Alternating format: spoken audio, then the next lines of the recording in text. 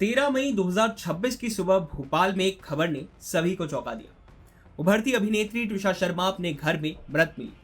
शुरुआती तौर पर मामला गलत कदम का बताया गया, लेकिन जैसे जैसे जांच आगे बढ़ी, हर दिन नए सवाल सामने आते गए। मौत के कुछ ही घंटों बाद पुलिस मौके पर पहुंची। सुबह करीब 9:42 पर सब इंस्पेक्टर दिनेश शर्मा ने उस रस्सी को जब्त किया जिससे कथित तौर पर ट्विशा ने गलत कदम उठाया था। लेकिन यहीं से जांच पर सवाल उठने शुरू हो गए। जांच से जुड़े दस्तावेजों में यह तर्क दर्ज नहीं था कि रस्सी की पहचान किसने की। आमतौर पर किसी भी महत्वपूर्ण सबूत की जब्ती से पहले उसकी पहचान और सत्यापन की प्रक्रिया दर्ज की जाती है, लेकिन इस मामले में ऐसा नहीं हुआ। इससे जांच की निष्पक्षता पर सवाल खड़े हो गए। परिजनों के वकील अंकुर पांडे का आरोप है कि रस्सी को तुरंत फॉरेंसिक जांच के लिए भेजने के बजाय एसआई ने उसे अपनी कार में रख लिया। उसी दिन एम्स में पोस्टमार्टम भी हुआ, लेकिन कथित तौर पर रस्सी डॉक्टरों को परीक्षण के लिए नहीं सौंपी गई। परिवार के विरोध के बाद 2 दिन बाद 15 मई को यह सबूत डॉक्टरों को दिया गया और फिर 16 मई को एफएसएल जांच के लिए भेजा गया।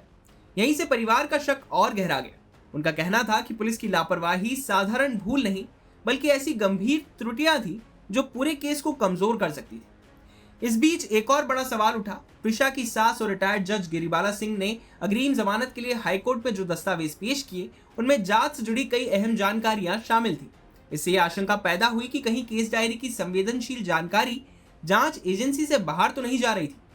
परिजनों का दावा है कि शुरुआत से ही गिरिबाला सिंह और ट्विशा के पति समर्थ को संदेह के दायरे में रखा जाना चाहिए था, लेकिन पुलिस ने ऐसा नहीं किया। बाद में जब मामले की परतें खुलने लगी तो जांच अधिकारी की भूमिका भी सवालों के घेरे में आ गई। 27 मई को मामले ने नया मोड़ लिया जब हाईकोर्ट ने गिरिबाला सिंह की अग्रिम जमानत रद्द कर दी। अदालत के इस फैसले के बाद केस की गंभीरता और बढ़ गई। इसी बीच राज्य पुलिस से जांच हटाकर मामला सीबीआई को सौंप दिया गया।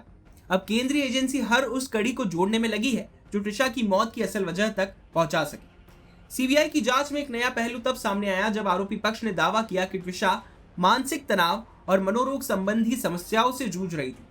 इस दावे के समर्थन में अदालत में कुछ मेडिकल दस्तावेज भी पेश किए गए।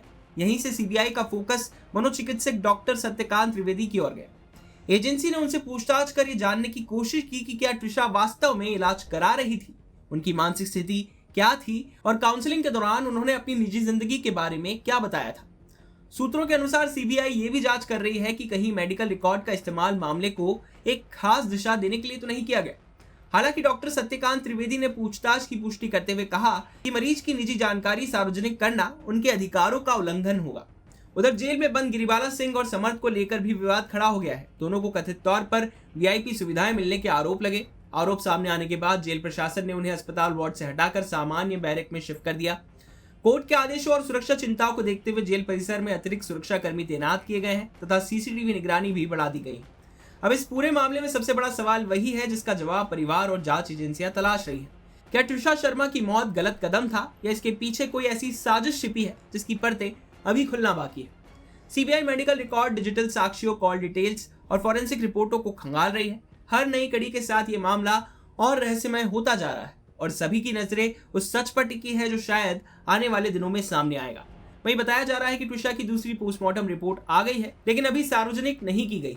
देखना होगा पहली और दूसरी रिपोर्ट कितनी मैच करती है। ब्यूरो रिपोर्ट, एमपी तक।